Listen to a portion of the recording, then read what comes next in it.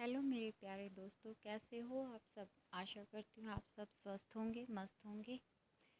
आप सबका स्वागत है अपने यूट्यूब चैनल ग्रुप स्टडी पर। आज हम करेंगे हिंदी भाषा एवं साहित्य का वस्तुनिष्ठ इतिहास, सरस्वती पांडे, गोविंद पांडे। आज से हम जो स्टार्ट कर रहे हैं वो सरस्वती पांडे, गोविंद पांडे की जो बुक है हिंदी भाषा एवं साहित्य का वस्तुनिष्ठ इतिहास, उसको हम शुरू कर रहे हैं। उसको कंप्लीट उसकी रीडिंग रहेगी और बीच में जो समझाने का थोड़ा बहुत रहेगा वो भी साथ में चलता रहेगा, क्योंकि बिना बुक को रीड किए हम क्वेश्चन आंसर अच्छे से नहीं कर पाएंगे। मैं ये चीज़ आपको पहले भी कई वीडियो में बता चुकी हूँ।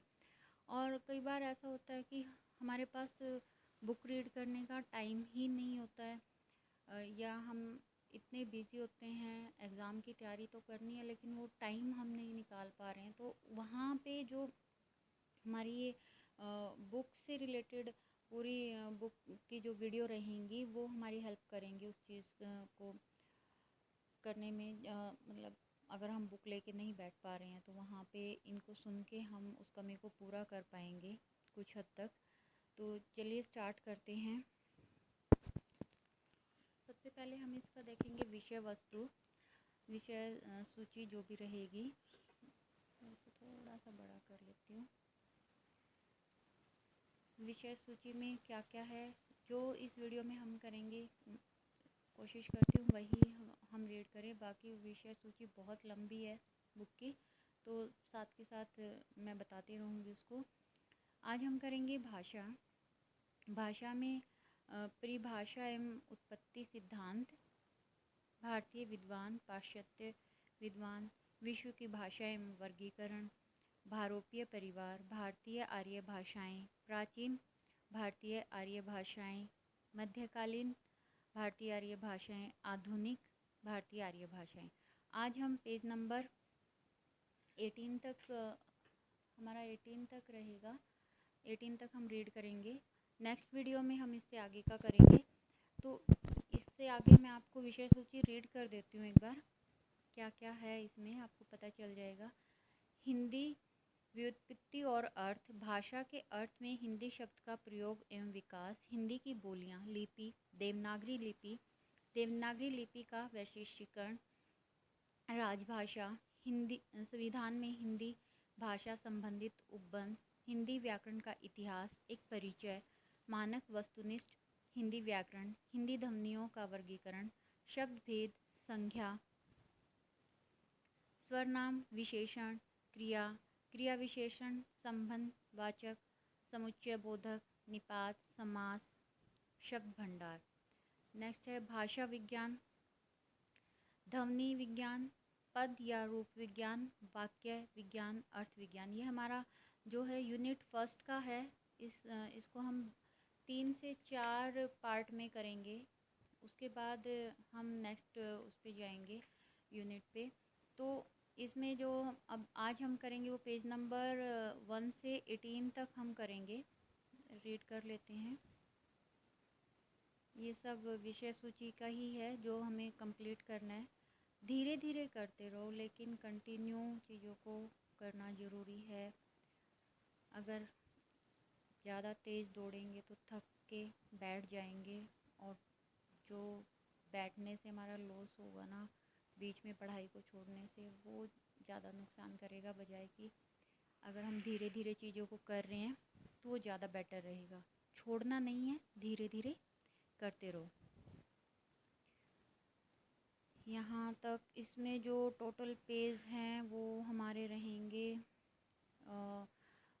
438, 438 पेज तक का है। नीचे वस्तुनिष्ठ पर्सन इसमें कुछ दिए हुए हैं, स्रोत ग्रंथ दिए हुए हैं लास्ट में, वो सब हम देखेंगे। इसमें एक थॉट लिखा हुआ है, आनो भद्रा कृत्वो यंतु विश्वतः, let noble thoughts come to us from every side. हर तरफ से नेक विचारों को हमारे पास आने दें। तो जहाँ से जो पॉजिटिव थॉट्स हमारी लाइफ में आ रहे हैं उनका वेलकम कीजिए, थैंक यू करिए और ग्रहण करते रहिए। तो शुरू करते हैं। भाषा। भाषा शब्द संस्कृत भाष धातु से निष्पन्न है, जिसका अर्थ है भाष, वक्त, वक्ताया, वाची अर्थात वक्तव्य, वाणी। भाष्यते वक्तव्यवाकः रूपेण अभिव्यज्यते इति भाषा, अर्थात भाषा उसे कहते हैं जो व्यक्त वाणी के रूप में अभिव्यक्त की जाती है। भारतीय तथा पाश्चात्य विद्वानों ने भाषा की परिभाषा निम्न ढंग से प्रस्तुत की है। भारतीय विद्वान, फर्स्ट है व्यक्तावाची वर्णा येषा त इमे व्यक्तावाच है, अर्थात जो वाणी वर्णों में व्यक्त हो उसे भाषा कहते हैं। यह किसने कहा है? पतंजलि ने। उसके बाद भाषा वह साधन है जिसके द्वारा मनुष्य अपने विचार दूसरों पर भली भांति प्रकट कर सकता है और दूसरों के विचार आप स्पष्टतः समझ सकते हैं। ये किसने कहा है? कामता प्रसाद गुरु ने। थर्ड है मनुष्य और मनुष्य के बीच वस्तुओं के विषय में अपनी इच्छा और मति का आदान प्रदान करने के लिए व्यक्त ध्वनि संकेतों का जो व्यवहार होता है उसे भाषा कहते हैं। यह किसने कहा है? श्याम सुंदर दास ने। नेक्स्ट है फोर्थ नंबर पे जो है वो है भाषा मनुष्यों की उस चेष्टा या व्यापार को कहते हैं जिससे मनुष्य अपने उच्चारणों उपयोगी शरीरावयवों से उच्चारण किए गए वर्णात्मक या व्यक्त शब्दों द्वारा अपने विचारों को प्रकट करते हैं। यह किसने कहा? डॉक्टर मंगल देव शास्त्री ने। नेक्स्ट है जिस ध्वनि चिन्हों द्वारा मनुष्य परस्पर विचार विनिमय करता है उसको समष्टि रूप से भाषा कहते हैं। यह किसने कहा है? बाबूराम सक्सेना ने। नेक्स्ट है एक सेकेंड, अर्थवान कंठोद्गीर्ण ध्वनि सम्मिश्र ही भाषा है। ये किसने कहा है? सुकुमार सेन ने। भाषा निश्चित प्रयत्न के फलस्वरूप मनुष्य के मुख से निश्रित वह सार्थक ध्वनि समष्टि है जिसका विश्लेषण और अध्ययन हो सके। डॉक्टर भोलानाथ तिवारी ने ये कहा है। भाषा यादृच्छिक रूढ़ उच्चारित संकेत की वह प्रणाली है जिसके माध्यम से मनुष्य परस्पर विचार विनिमय सहयोग तथा भावाभिव्यक्ति करते हैं। यह किसने कहा? आचार्य देवेंद्र नाथ शर्मा ने। नेक्स्ट है ध्वन्यात्मक शब्दों द्वारा हृदयगत भावों तथा विचारों का स्पष्टीकरण ही भाषा है। यह किसने कहा है? डॉक्टर पांडुरंग दामोदर पुनी ने। कई बार एग्जामिनर सिर्फ हमें ये डेफिनेशन दे देता है और पूछ लेता है कि ये डेफिनेशन किसकी है, तो इस टाइप से क्वेश्चन आते रहते हैं एग्ज़ाम में। अब देख लेते हैं पाश्चात्य विद्वानों ने भाषा की क्या परिभाषा या दी है, उसके बारे में क्या कहा है। भाषा और कुछ नहीं, केवल मानव की चतुर बुद्धि द्वारा आविष्कृत एक ऐसा उपाय है जिसकी मदद से हम अपने विचार सरलता और तत्परता से दूसरों पर प्रकट कर सकते हैं और जो चाहते हैं कि इसकी व्याख्या प्रकृति की उपज के रूप में नहीं बल्कि मनुष्यकृत पदार्थ के रूप में करना उचित है। ये किसने कहा? मैक्स मुलर ने। नेक्स्ट ध्वन्यात्मक शब्दों द्वारा विचारों का प्रकटीकरण ही भाषा है। हेनरी स्वीट ने कहा है। नेक्स्ट भाषा उस स्पष्ट सीमित तथा सुसंगठित ध्वनि को कहते हैं जो अभिव्यंजना के लिए नियुक्त की जाती है। क्रोचे ने कहा है। नेक्स्ट है भाषा एक प्रकार का चिन्ह है। चिन्ह से तात्पर्य उन प्रतीकों से है जिनके द्वारा मनुष्य अपने विचार दूसरों पर प्रकट करता है। ये प्रतीक भी कई प्रकार के होते हैं जैसे नेत्राग्रह, श्रोत्राग्रह एवं स्पर्शाग्रह, मतलब इशारों से, सुनकर, स्पर्श से ये इस टाइप के जो प्रतीक हैं उनके बारे में कहा गया है। वस्तुतः भाषा की दृष्टि से श्रोताग्रह प्रतीक ही सर्वश्रेष्ठ है। ये किसने कहा? वांद्रे ने। नेक्स्ट है, मनुष्य ध्वन्यात्मक शब्दों द्वारा अपना विचार प्रकट करता है। मानव मस्तिष्क वस्तुतः विचार प्रकट करने के लिए ऐसे शब्दों का निरंतर उपयोग करता है। इस प्रकार के कार्यकलाप को ही भाषा की संज्ञा दी जाती है। ये किसने कहा है? ओतो येस्पर्सन। नेक्स्ट है,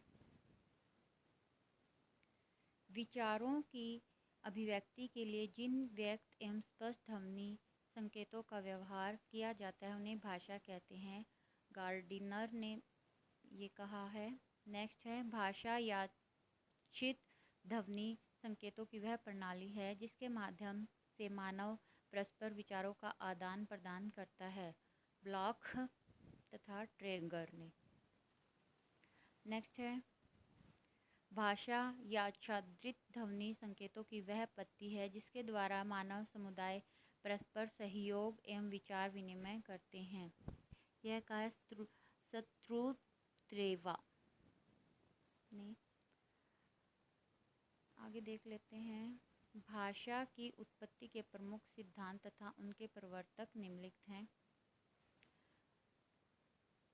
एक सेकेंड, मैं इसको थोड़ा सा ऐसे कर देती हूँ। सिद्धांत और प्रवर्तक देख लेते हैं। दिव्योत्पत्ति, प्राचीन धर्म ग्रंथ, संकेत, रूसो, रणम, प्लेटो, इंकित, डॉक्टर रॉय, धातु, हेज और मैक्सकुलर, श्रम ध्वनि, नेवारे, संपर्क, जी रेवेज और समन्वय, हेनरी स्वीट। ये जो यहाँ पे सिद्धांत और प्रवर्तक दिए गए हैं, इनका अगर आपको डिटेल में चाहिए तो इसकी वीडियो मेरे जो हैंड रिटन नोट्स की वीडियो है उसमें आपको मिल जाएगा। उसमें इनको डिटेल में बताया गया है, तो आप वहाँ से इसको देख सकते हैं। वो आपको अलग से जो प्लेलिस्ट है वहाँ पे मिलेगी।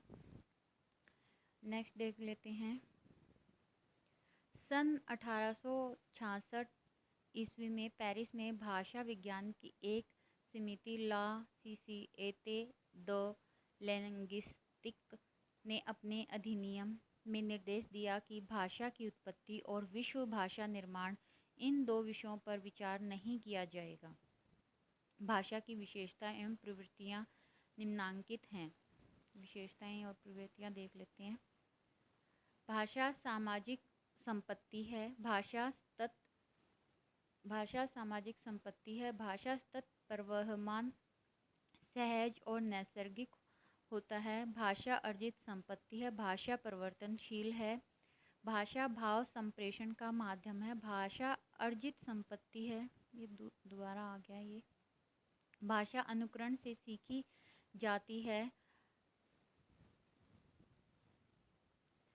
भाषा जटिलता से सरलता तथा संयोगात्मकता से वियोगात्मकता की ओर उन्मुक्त होती है। भाषा परंपरागत वस्तु है। प्रत्येक भाषा की संरचना पृथक होती है। भाषा विकास के प्रमुख चरण क्रमशः हैं आंगिक, वाचिक, लिखित, यांत्रिक। मैंने जो भी ये हाईलाइट किए हुए हैं ना, आप इनको थोड़ा सा ध्यान से करना, क्योंकि ये एग्ज़ाम की दृष्टि से इम्पोर्टेंट हैं, तो प्लीज़ इनको थोड़ा ध्यान से करना। नेक्स्ट देख लेते हैं, भाषा के विविध रूप होते हैं जो निम्न हैं। भाषा के विविध रूप कौन कौन से हैं वो देख लेते हैं। फर्स्ट है मानक या प्रीनिश्चित भाषा, विभाषा, उपभाषा, प्रांतीय भाषा या बोली, अपभाषा, अपभ्रष्ट भाषा या अमानक भाषा, व्यक्ति बोली, विशिष्ट भाषा, कूट भाषा, कृत्रिम भाषा, राष्ट्रभाषा। ये सब क्या हैं? विविध रूप हैं। हिंदी भाषा के जो विविध रूप हैं हमने वो किए हैं उसमें, तो आप वहाँ देख सकते हैं पहले की जो वीडियो है हैंड रिटन नोट्स के।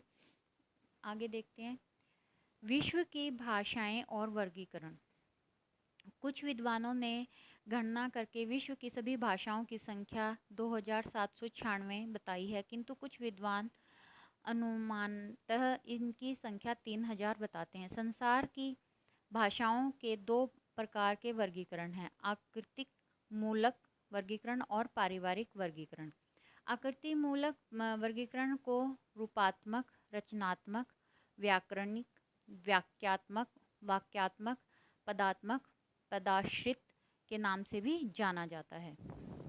अब इसमें क्या इम्पोर्टेंट है, यहाँ पे जो क्वेश्चन बनता है, आकृति मूलक वर्गीकरण को रूपात्मक, रचनात्मक, व्याकरणिक, वाक्यात्मक, पदात्मक, पदाश्रित के नाम से भी जाना जाता, तो उसके अन्य नाम यहाँ पे वो पूछ सकता है। एक सेकंड में इसको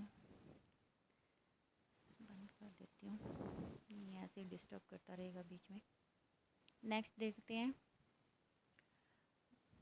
वाक्य रचना एवं रूप रचना को आधार मानकर जो वर्गीकरण किया जाता है उसे आकृति मूलक वर्गीकरण कहते हैं। ये इसकी डेफिनेशन हो गई आकृति मूलक की। विश्व की भाषाओं का आकृति मूलक वर्गीकरण सर्वप्रथम प्रोफेसर शलेगल ने किया था। ये इसका वर्गीकरण का किसने किया था सर्वप्रथम, वो हो गया। नेक्स्ट, आकृति मूलक वर्गीकरण या वंश वृक्ष निम्न ढंग से प्रस्तुत किया जाता है। भाषा, ये आकृति मूलक का है, जो आपका है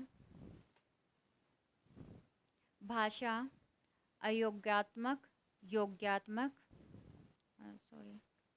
नेक्स्ट, योग्यात्मक के आगे पॉइंट हैं, 3 पॉइंट हैं, अश्लिष्ट, शीलिष्ट, परश्लिष्ट।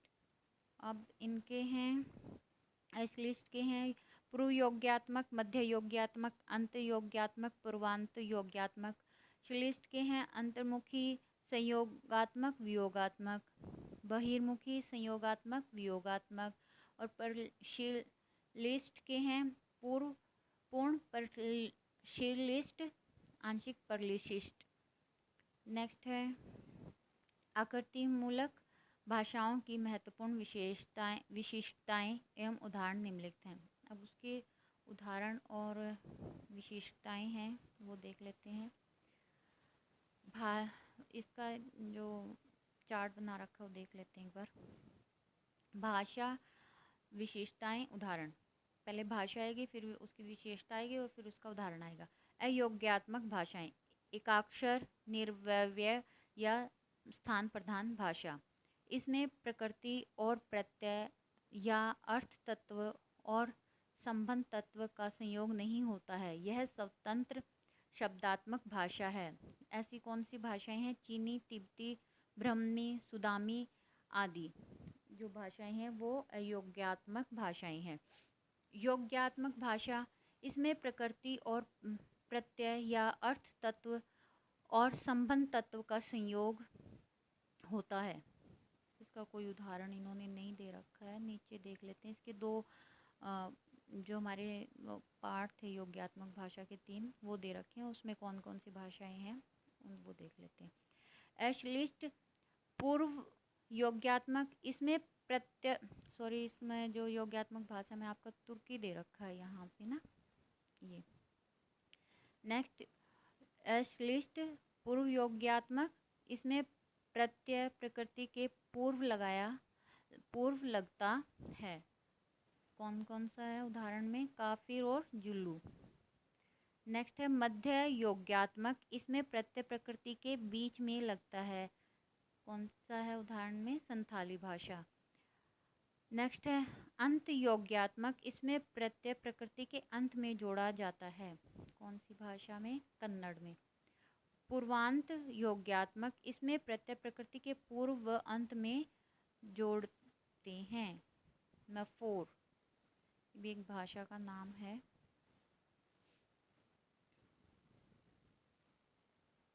शलिष्ट, इसमें प्रकृति और प्रत्यय घनिष्ठता से मिले होते हैं। इसका फर्स्ट पॉइंट में अंतर्मुखी, इसमें प्रकृति व प्रत्यय बीच में घुल मिल जाते हैं। इसके अंतर्मुखी के 2 पॉइंट हैं, संयोगात्मक और वियोगात्मक। संयोगात्मक में इसमें अलग से प्रत्यय नहीं लगाया जाता है। कौन सी में? अरबी भाषा में संयोगात्मक होती है। वियोगात्मक, इसमें अलग से प्रत्यय लगाया जाता है, हिब्रू। नेक्स्ट है सेकंड जो इसका पॉइंट था श्लिष्ट का, बहिर्मुखी। बहिर्मुखी में इसमें प्रत्यय प्रकृति के अंत में या बाद में लगते हैं। इसके 2 पॉइंट हैं, संयोगात्मक, इसमें प्रत्यय प्रकृति के साथ जुड़ा होता है, उदाहरण है संस्कृत भाषा। वियोगात्मक, इसमें प्रत्यय प्रकृति से अलग लगाया जाता है, हिंदी, अंग्रेजी, बांग्ल। इन भाषाओं में प्रत्यय प्रकृति के बाद लगाया जाता है। परश्लिष्ट, यह समास प्रधान भाषा है।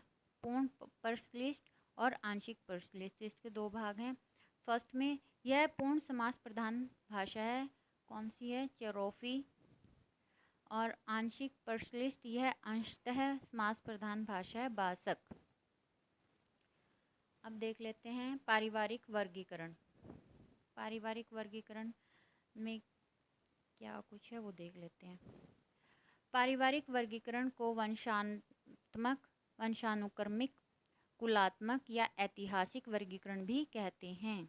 पारिवारिक वर्गीकरण को वंशात्मक, वंशानुक्रमिक, कुलात्मक या ऐतिहासिक वर्गीकरण भी कहते हैं। पारिवारिक वर्गीकरण में रचना तत्व एवं और अर्थ तत्व दोनों का ध्यान रखा जाता है। पारिवारिक वर्गीकरण में भाषा के इतिहास को आधार बनाया जाता है।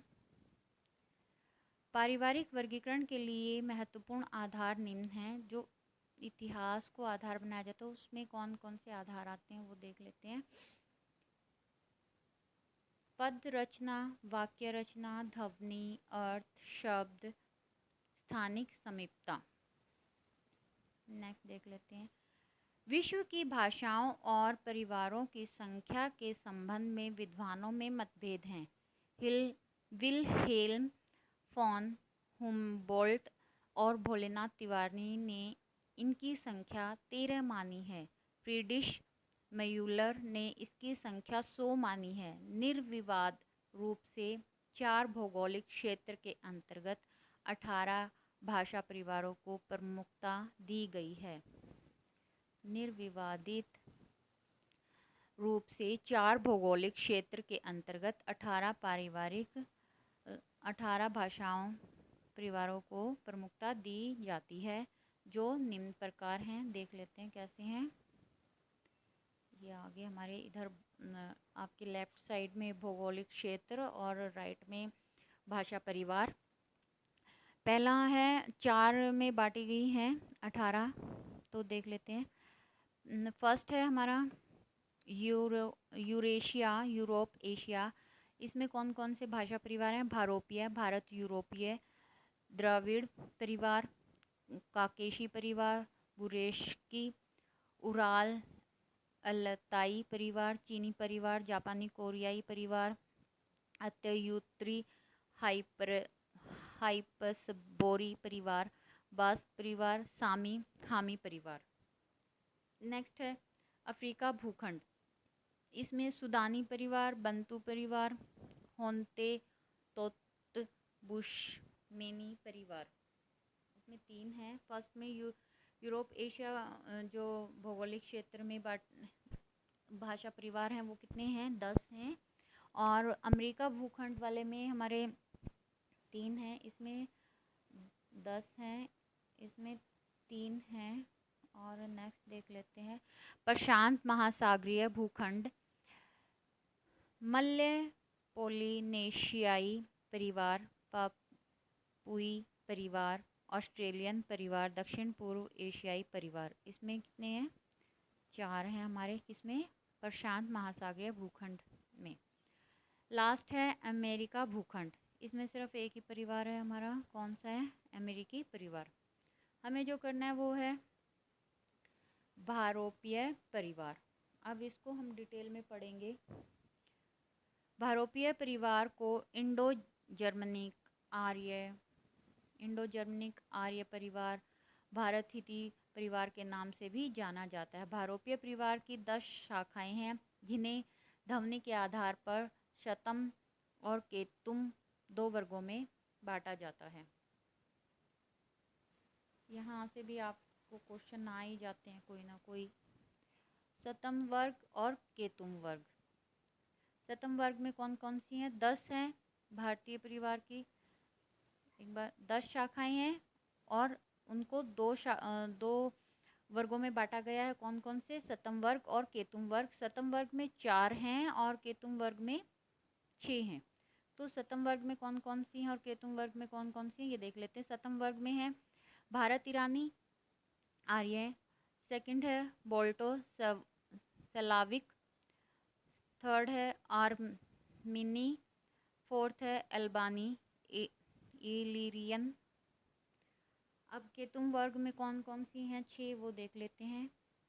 फर्स्ट है जर्मानिक, ट्यूटानिक, कैलेक्टिक, फिर है ग्रीक, फिर है तोखरी, फिर है हिटाइट, फिर है इटालिक।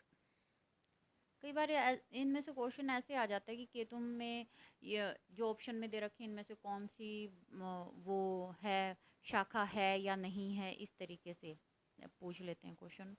डॉक्टर गियर्सन ने भारत ईरानी आर्य को 3 उपवर्गों का उल्लेख किया है। डॉक्टर गियर्सन ने भारत ईरानी आर्य का 3 उपवर्गों में उल्लेख किया है। कौन कौन सी? ईरानी, दर्द, भारतीय आर्य भाषाएं। अब इसमें से हमें जो मेन पढ़नी है वो रहेगी हमारी भारतीय आर्य भाषाएं, लेकिन हम थोड़ा थोड़ा ईरानी और दर्द को भी जानेंगे क्या है। फर्स्ट देख लेते हैं ईरानी साहित्य का प्राचीनतम, एक सेकंड मैं इसको डिलीट कर दे। ईरानी साहित्य का प्राचीनतम धर्म ग्रंथ अवेस्ता 7वीं शताब्दी ईसा पूर्व है। अवेस्ता का अर्थ है शास्त्र, ये इम्पोर्टेंट है तो आप इसको प्लीज़ ध्यान रखना। अवेस्ता को बैक्टीरिया की राजभाषा होने के कारण प्राचीन बैक्टीरियम भी कहा जाता है। कुछ लोग भूलवश अवेस्ता को जिंद भी कहते हैं।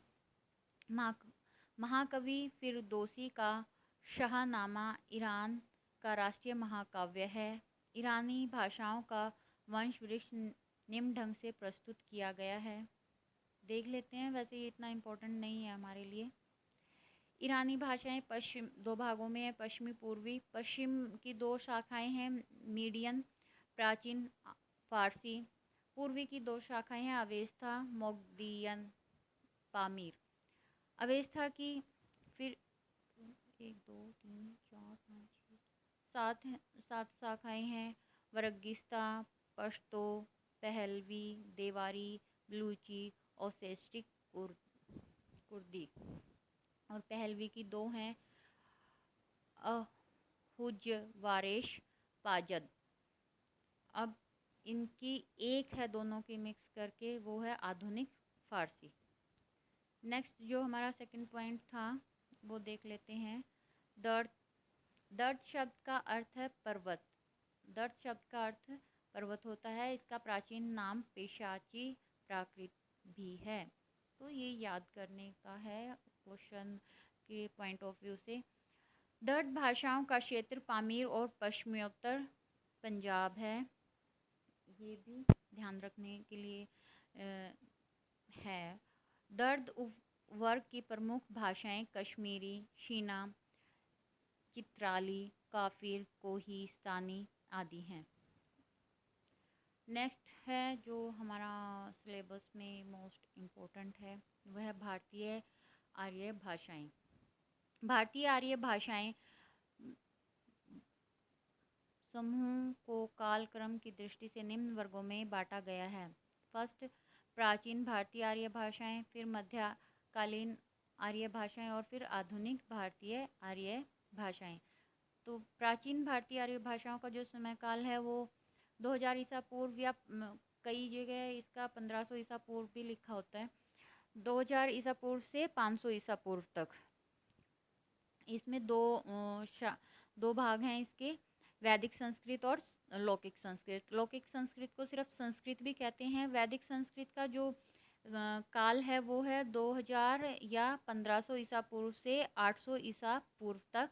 और सेकंड जो हमारा है संस्कृत तथा लौकिक संस्कृत, इसका जो काल है वो 1800 ईसा पूर्व से 500 ईसा पूर्व तक। उसके बाद आ जाता है मध्यकालीन आर्य भाषाएं। इसका जो काल है वो है 500 ईसा पूर्व से 1000 ईस्वी तक।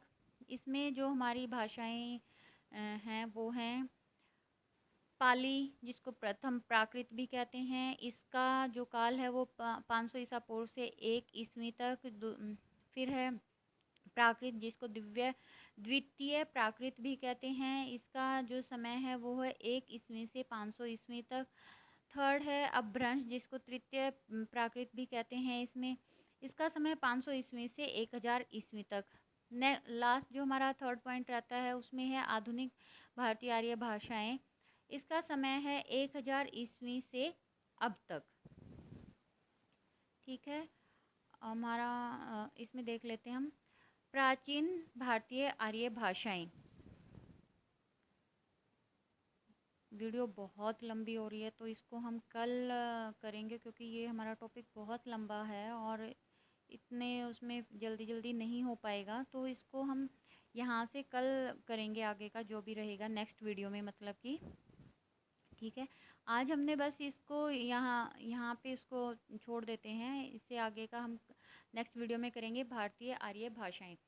अगर आपको वीडियो अच्छी लगी हो और कॉन्सेप्ट अच्छा लगा हो बुक से समझने का या कुछ भी, तो प्लीज़ वीडियो को लाइक करना, सब्सक्राइब करना चैनल को और शेयर करना वीडियो को।